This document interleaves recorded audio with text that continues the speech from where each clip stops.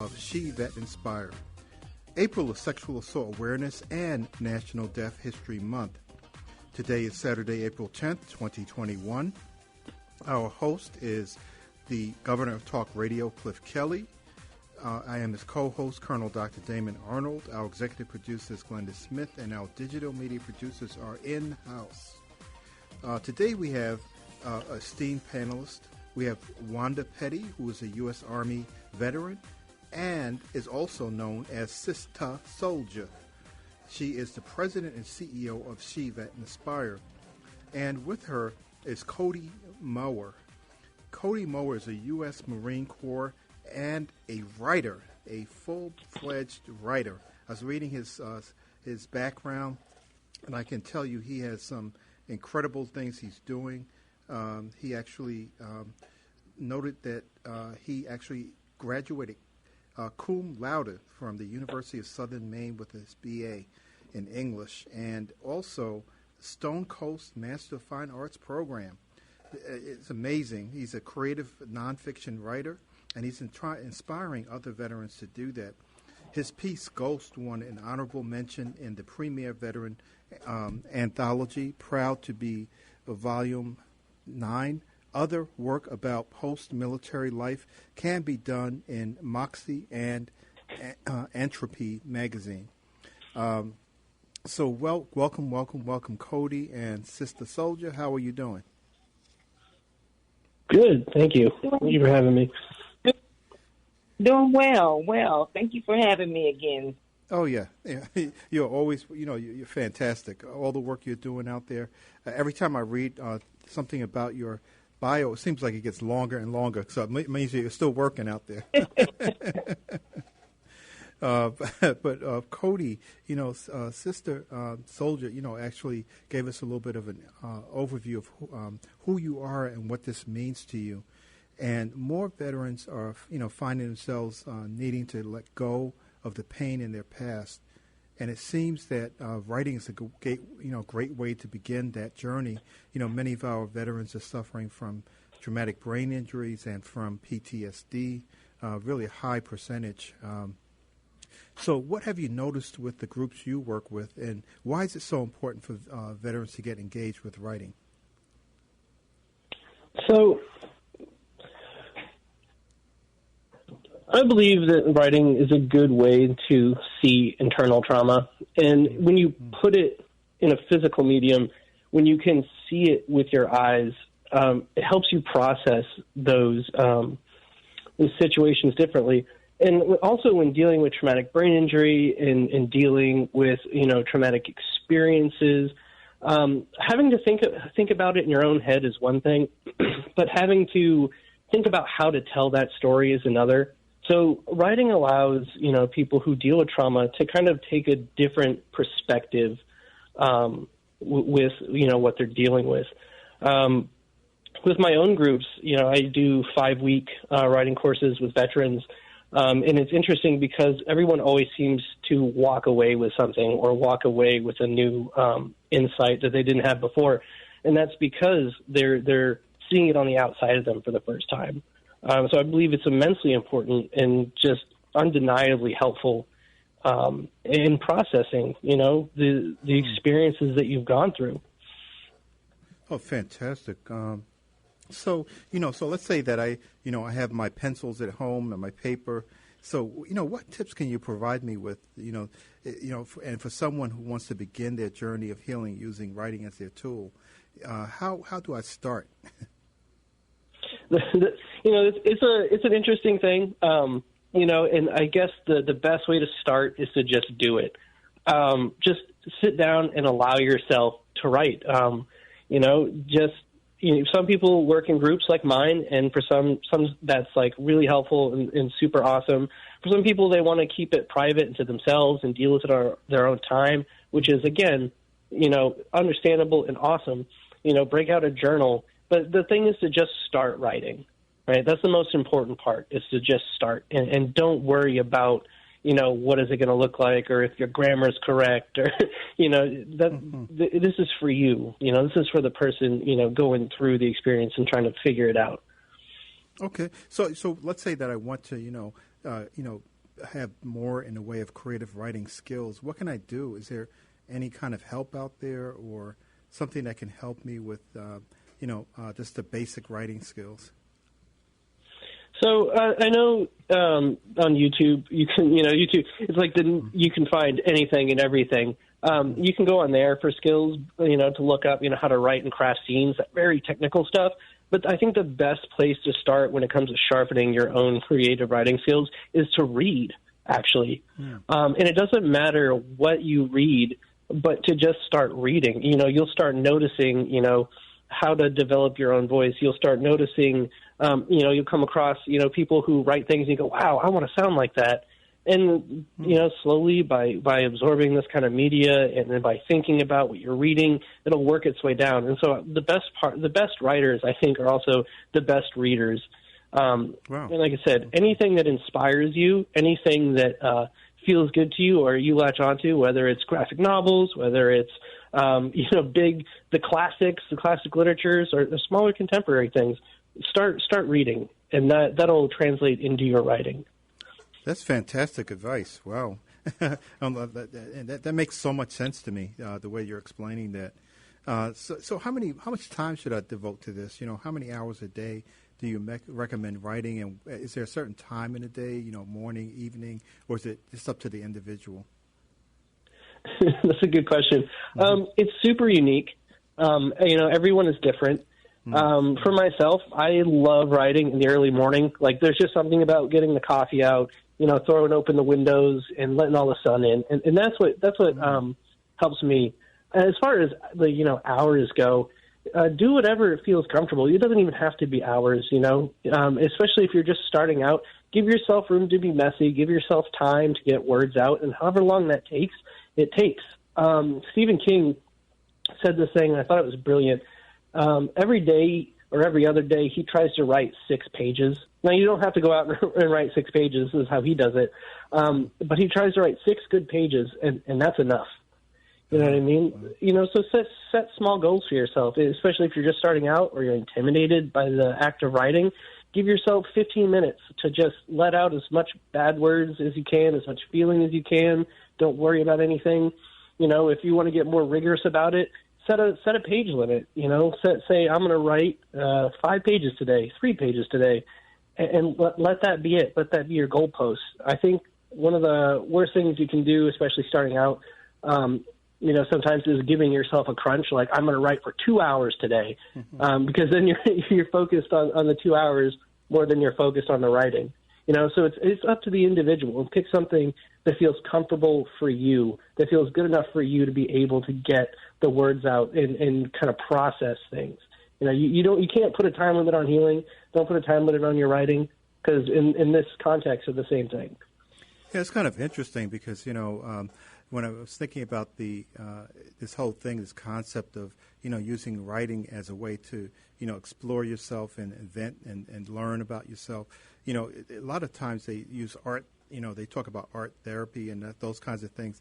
So this is almost like putting a brush to paper, but it's a pencil, right, or a pen, and you're actually writing something that is an artistic expression. Writing is an art. It is a craft. It's not unlike painting. It's not unlike any of those physical medias that we see. Writing is a craft, and it takes time, and it's therapeutic.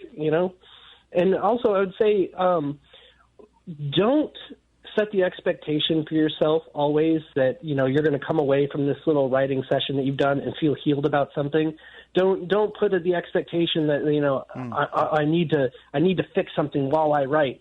Let it flow. Like, let yourself explore spaces without these hard boundaries of like, oh, if I walk away without an epiphany today, then I have failed at doing this. I think that's something that's easily overlooked and really detrimental to the idea of using writing as a therapeutic tool for healing. Yeah, so, that goes on to another point. I think it leads right up to this question about, do you believe in writer's block? And, if so, how does someone avoid getting a mental block while writing?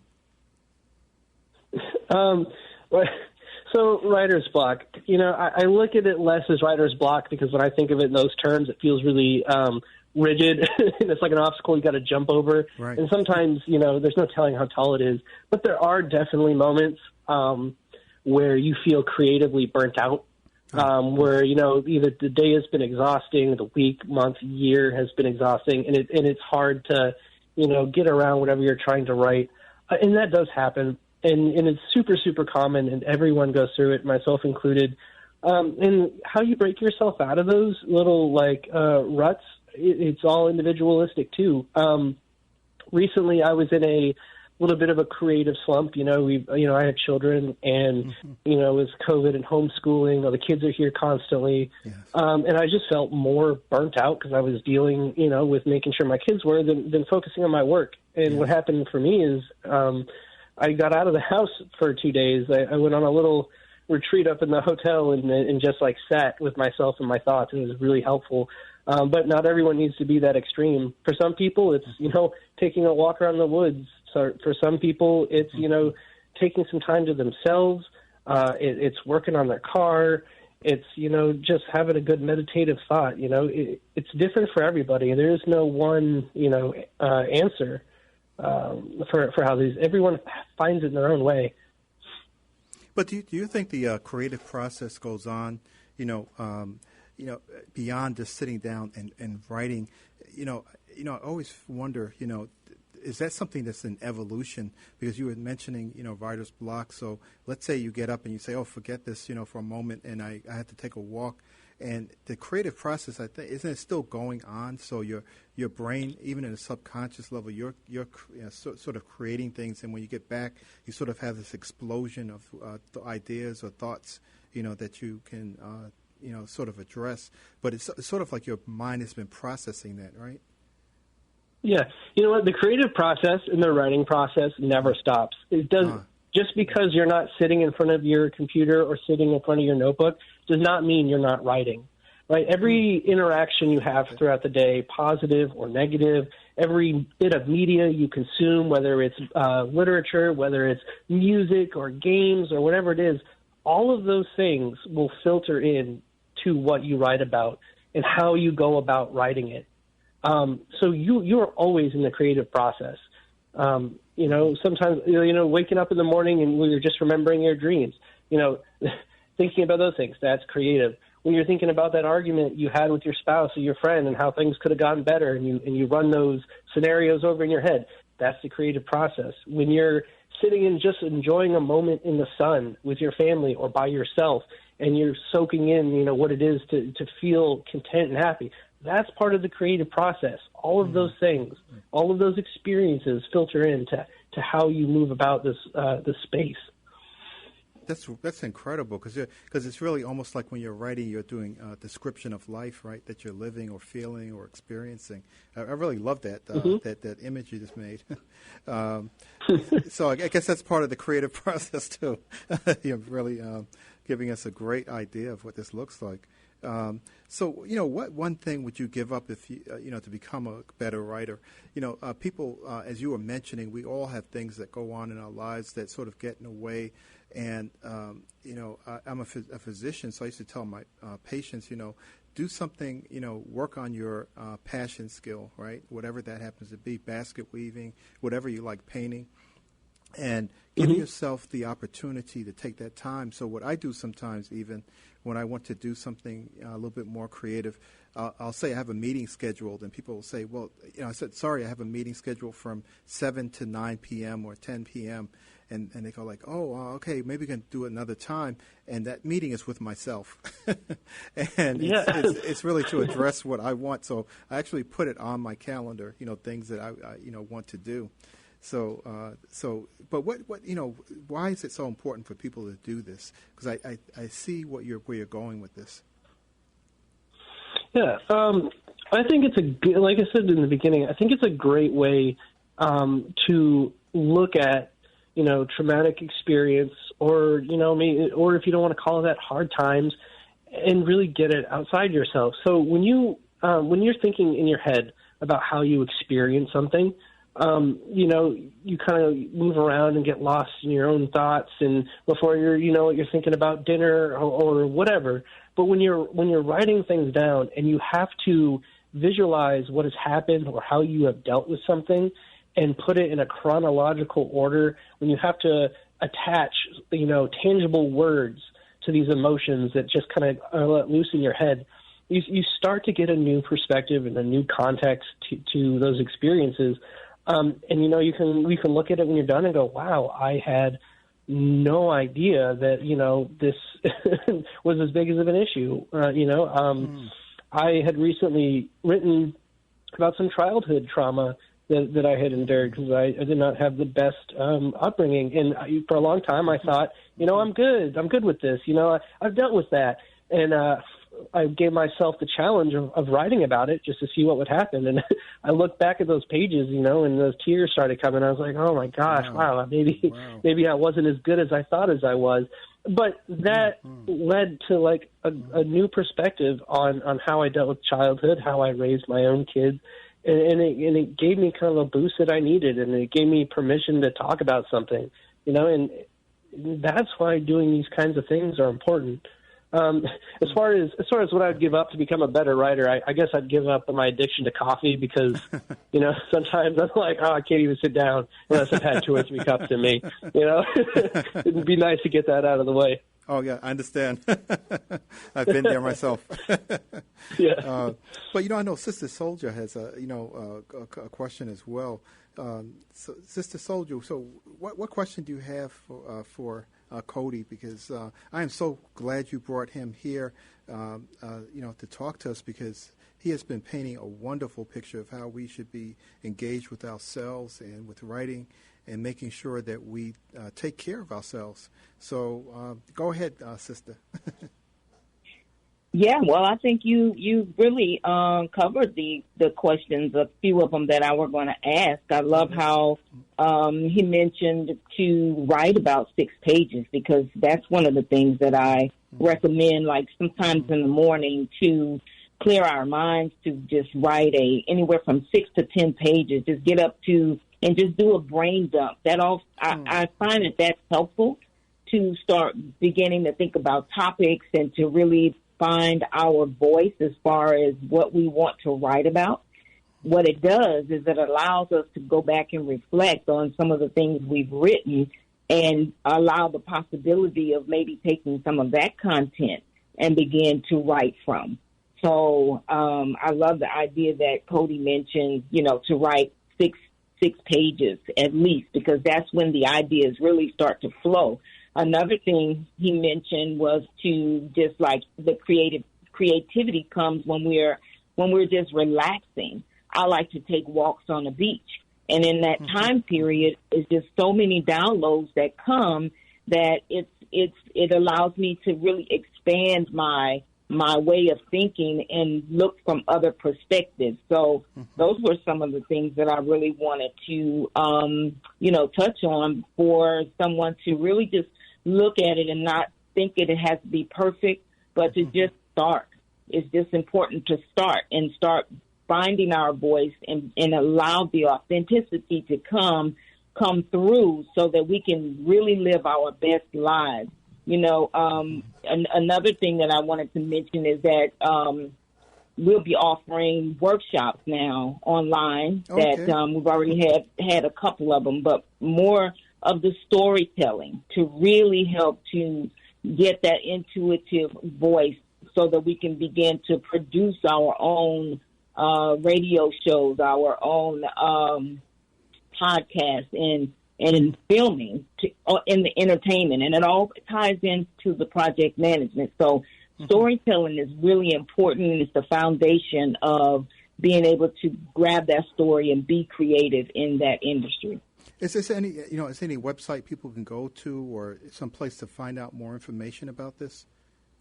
Of course, SistahSoldier.com. So they can go to my website. SistahSoldier.com. It's all on there. And they can submit their articles when they write. The point that I want to make is for women vets to really start. This is how we heal our past. And when we heal ourselves, we can now encourage our community, our home, to be able to come whole, because women are the foundation of the family. And when we begin to understand who we are, we can help others who we love, care, and know to be able to be authentic and find their way. And it's just important for us to heal ourselves. Yes, yes.